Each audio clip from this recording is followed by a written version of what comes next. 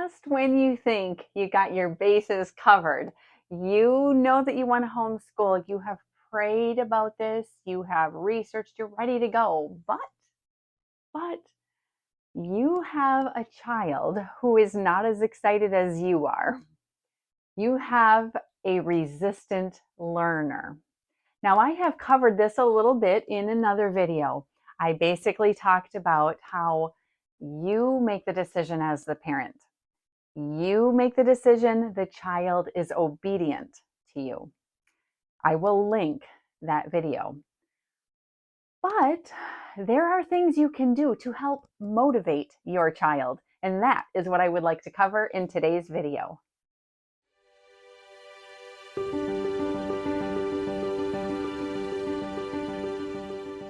We can probably all agree that it is easier to connect with a child who is on board, right? So let me talk about a few ways to do that. Number one, pray. Pray for your family, pray for your child or your children. Bring up this intention when you are at Holy Mass. Bring it up in front of the Blessed Sacrament. Pray for patience, pray for ideas. That is number one.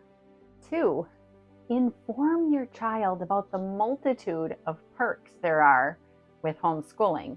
I did a few videos on this over the years, which I will link.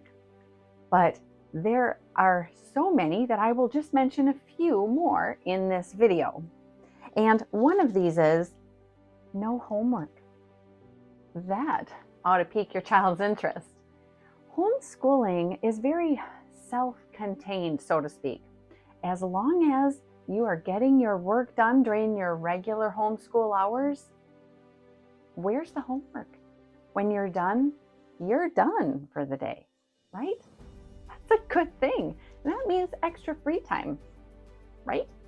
Okay, 2, opportunities to study subjects that your child would not have a chance to do otherwise.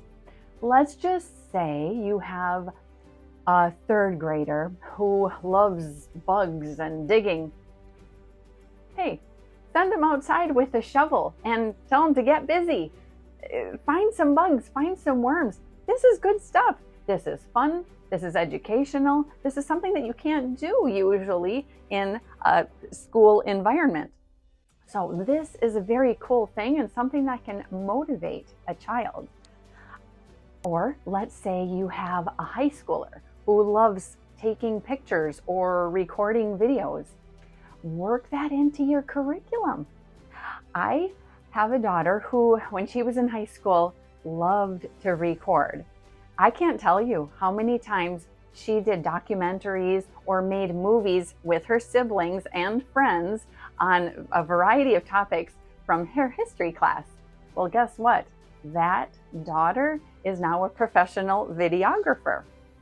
So these are just 2 examples of a huge amount of things that you could do. So think of interests that your child has, in particular your resistant child, and think of ways to connect that to your homeschool. And suddenly, you've got someone who's on board.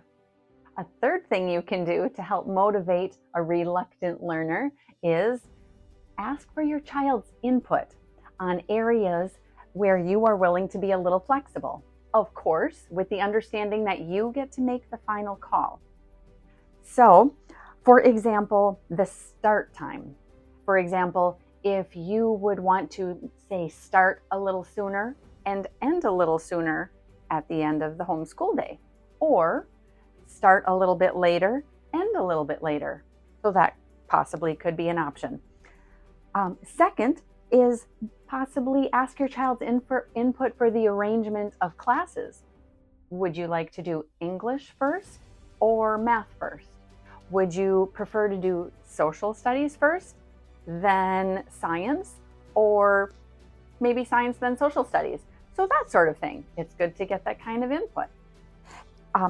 Another way that you could ask your child's input, if you are willing, is, this is a popular one, a 4-day week. if you are willing to consider having a 4-day week and a 3-day weekend, maybe that's something you could consider. My family and I pretty much always did a 4-day week where we got all of our work done Monday through Thursday, and then Friday was usually just reserved for homeschool activities, park days, that sort of thing. So if that's something that you as a parent are willing to consider, see if your child would be open to something like that. Of course, all of the work has to get done by Thursday.